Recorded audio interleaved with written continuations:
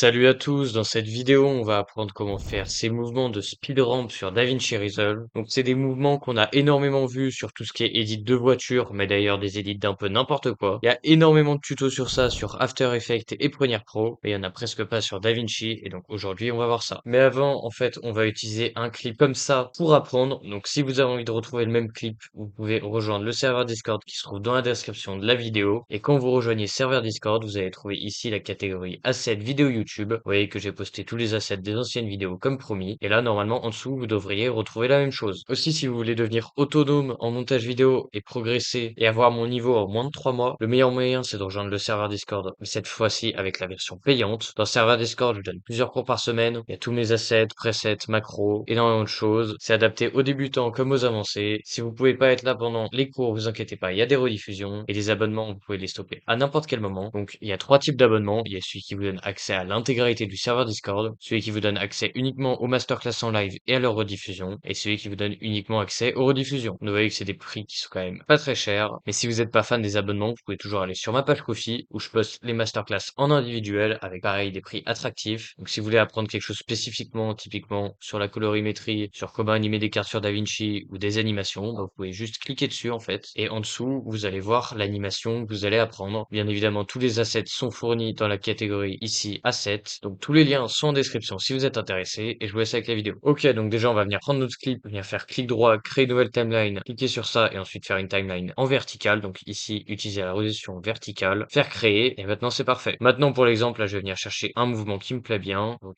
imaginons qu'on a envie de faire un speed ramp sur ce mouvement-là, je vais venir me placer là, faire un cut, m'avancer, et on va dire que le mouvement s'arrête là, donc je vais remettre un cut, et là je vais venir supprimer ça. Maintenant, la première chose à faire quand on a un rush comme ça, c'est de venir le stabiliser et le traquer. Donc pour ça, on va venir cliquer dessus, on va descendre ici, on va aller dans stabilisation. Donc ça c'est pas obligatoire, mais c'est toujours mieux de le faire. Et ici, on va venir faire stabiliser. Alors, vous voyez que ça a changé un petit peu. Maintenant, on va se rendre dans Fusion, et ici on va venir faire le tracker. Donc pour faire ça, j'en ai fait des vidéos dédiées pour les trackers sur DaVinci. C'est très simple, on fait CTRL espace, on vient chercher tracker, on ajoute. Maintenant, on vient prendre l'IntelliTrack. Donc ça c'est uniquement dans la version 19, mais sinon vous pouvez prendre le tracker de base. C'est juste qu'il est plus puissant. Vous allez venir le prendre, le mettre sur la plaque d'immatriculation. Parfait. Maintenant, vous allez venir cliquer sur les deux flèches pour traquer. Et que là, ça va venir traquer. Parfait. Donc là, on a notre tracking. Maintenant, on va aller dans opération. Ici, faire correspondance de mouvement. Et maintenant, dans la merde, on va faire arrière-plan uniquement. Là, vous voyez que ça va venir décaler un petit peu, en fait, notre clip. Et donc, pour pas que ça gêne, à la suite, on va ajouter un transform. Et on va venir zoomer. On peut zoomer peut-être un peu moins. Je vais voir si je me décale. Là, ça paraît pas mal. Maintenant, une fois qu'on a ça, on peut revenir là, faire clic droit, nouveau plan fusion. Et maintenant, on peut se re-rendre dans fusion. Comme ça, ici, vous voyez, on n'est plus gêné par les trackers et par le zoom. Maintenant, on va se rendre à la frame 0. Et ici, on va venir taper TST pour Time Stretcher. Maintenant, on va venir ajouter. Une fois que c'est ajouté, vous voyez que l'avantage, c'est qu'on a une keyframe qui s'est directement mis à la frame 0. C'est pour ça que c'est important de se rendre à cette frame-là pour ajouter ce nœud. Maintenant, on va venir décider de la longueur qu'on souhaite pour notre speed ramping. Donc là, on va venir par exemple à la frame 15. Et à cette frame 15, en fait, on va venir regarder le nombre total de frames que dure notre clip. Donc là, vous voyez qu'il dure 159 frames. Et on va venir écrire ici 159, faire OK. Et ce qui va se passer, c'est que maintenant, de la frame 0 à 15, vous voyez que là, on a le mouvement. Et après, c'est freeze frame. Donc une fois qu'on est là, on vient mettre notre tête de lecture à 15. Et ici, on peut venir faire en sorte que ça dure exactement la bonne durée. Maintenant, une fois qu'on est bon, on peut aller dans le spline ici, ouvrir ça, mettre ça là, et faire CTRL A. Il y a ça qui va apparaître. On fait SHIFT S ensuite pour l'avoir en forme en S. Et maintenant, on va venir lever ça et baisser ça. Comme ça, en fait, on a une accélération au début, là, un ralentissement et une accélération à la fin. Vous voyez, ça va nous donner ça. Et donc, on a exactement le mouvement qu'on souhaitait. Bien évidemment, avec le time stretcher, si on s'était mis à la frame 20, ça aurait duré plus longtemps. Maintenant, souvent, ce qui se passe avec les effets, c'est qu'en fait, on a ça qui fait ce mouvement-là, puis après, il fait le mouvement inverse. Donc, si on a envie de faire la même chose, on va devoir rallonger la durée de notre clip, aller à la frame 30, parce que là, on était à la frame 15, et dans le keyframe stretcher, remettre ça à 0. Comme ça, ce que ça va faire, c'est que ça va faire, en fait, un aller-retour. Vous voyez, aller et là, retour. Donc là, on peut se remettre à frame 30 et raccourcir le clip, comme ça fit parfaitement. Et là, si je regarde, vous voyez, c'est pas très beau. C'est normal. Encore une fois, il faut aller dans le spline. Là, vous voyez que nos keyframes, elles font un peu n'importe quoi. Donc, on va venir faire CTRL A, SHIFT S. Et maintenant, on va venir prendre ça, venir lui donner une forme comme ça. Et celui-là, pareil, lui donner une forme comme ça. Voilà. Maintenant, si on regarde, ça va nous donner ce mouvement-là. Là, c'est peut-être un petit peu trop fort. Je vais venir le baisser. Et là, vous voyez que du coup, on a bien le mouvement qu'on recherchait. Pareil, peut-être que je peux baisser en intensité. Vous voyez qu'en fait, plus vous augmentez la barre là, plus l'intensité va être forte. Là, je vais venir baisser un petit peu ça là et le mettre droit. Pareil, ça, venir peut-être le baisser un petit peu et le mettre droit. Comme ça, quand je lance, vous voyez que là, j'ai vraiment un mouvement qui est très clean. Maintenant, ce qu'on peut venir faire pour améliorer ça, c'est venir chercher à la suite flou de mouvement. Ici, vous ajoutez. Et là, vous voyez qu'en fait, on a du flou de mouvement qui va se rajouter. Et donc, c'est très